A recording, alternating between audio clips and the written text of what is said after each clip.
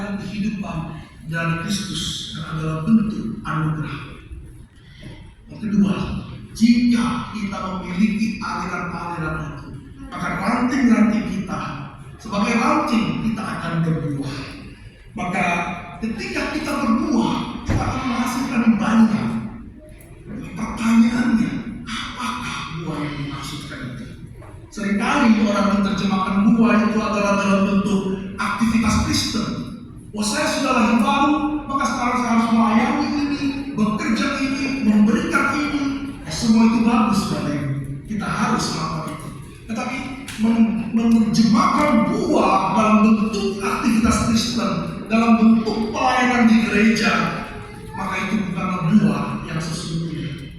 Karena saudara bisa berada atau lahir sebagai orang Kristen, saudara bisa lahir sebagai orang Kristen, tidur dengan papa-mama Kristen, itu pasti tidur, makan, minum ke gereja, tapi saudara tidak terhubung dengan Kristus. Saudara boleh begitu aktif pelayanan, saudara boleh menjadi apapun juga di gereja, bahkan seminggu 7 kali saudara di gereja tanpa terhubung dengan Kristus, maka saudara adalah orang yang mati.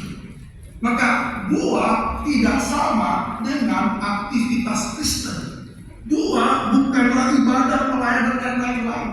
Itu semua adalah sarana untuk kita berbuah. Buah juga bukan berarti kalau saya hidup lebih baik dari tahun lalu, income saya naik, jabatan saya naik, maka saya diberkati Tuhan. Ini juga suatu pengertian yang salah. Oh, saya sudah lahir baru, saya hidup bagi Tuhan, saya berbuah, lihat pekerjaan saya makin lama makin bagus. Tapi ada pepatah, saudara, jalan ke neraka penuh dengan orang-orang sukses. Jalan ke neraka penuh dengan orang-orang yang aktif di gereja. Ini mengerikan, saudara. Mengerikan. Karena persoalan Kristus tidak pernah menuntut kita untuk menjadi orang-orang yang sedemikian. Sekali lagi, saya tidak mengatakan orang yang sukses dan naik jabatan salah.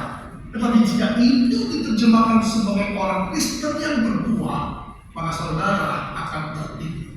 Saudara mungkin akan berteriak, saya orang Kristen, saya orang Kristen.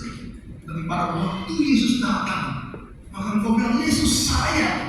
Ya, saya berbuah, saya sukses, saya melayani kau. Tapi Yesus berkata, saya kenal, itu tidak kenal. Tidak kenal. Mengerikan. Mengerikan sekali. Maka ranting yang menerima getah kehidupan itu akan berbuah. Persoalannya apa buahnya itu? Maka buahnya itu adalah bukan yang terlihat dari luar.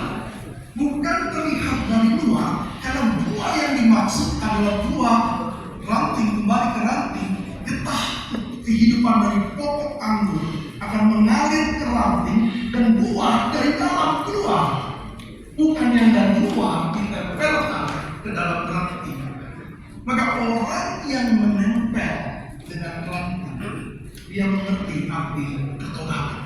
Maka yang dituntut daripada kehidupan ini, apakah saya bertobat? Apakah saya kembali memiliki iman kepada Kristus? Maka khotbah Tuhan Yesus sangat sederhana.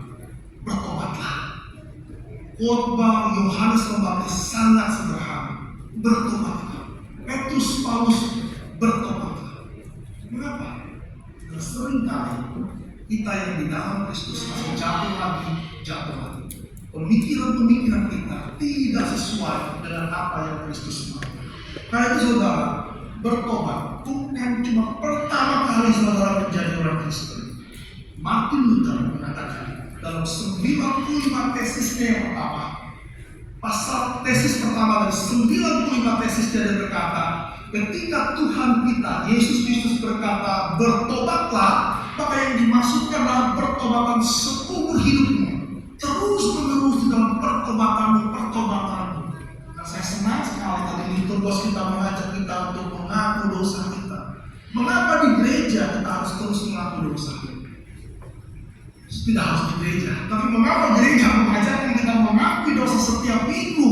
Karena siapa di antara kita di sini yang berkata, saya tidak pernah berdosa lagi? Dosa menjadi penghambat kita. Kalau saudara berkata saya tidak berbuat dosa lagi, maka saudara sudah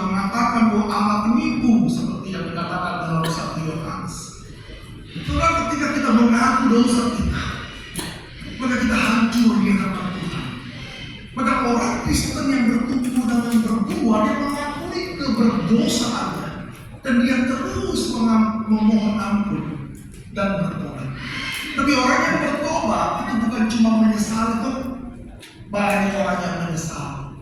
Ada Pak Hakim di sini, di penjara banyak orang menyesal tuh, tapi menyesal tidak membuat mereka bertobat. Saudara, menyesal adalah salah satu aspek pertobatan. Tapi menyesal tidak cukup. Menyesal harus diikuti dengan stop melakukannya. Menyesal harus kembali, turn back dari yang salah kepada yang benar. Sebetulnya gampang, saudara. Bertobat itu macam kalau kita masuk ke gang yang salah. Ya stop lah, jangan terusin.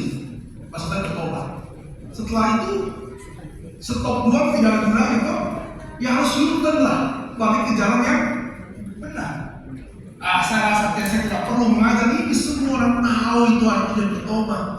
Tapi apakah punya kekuatan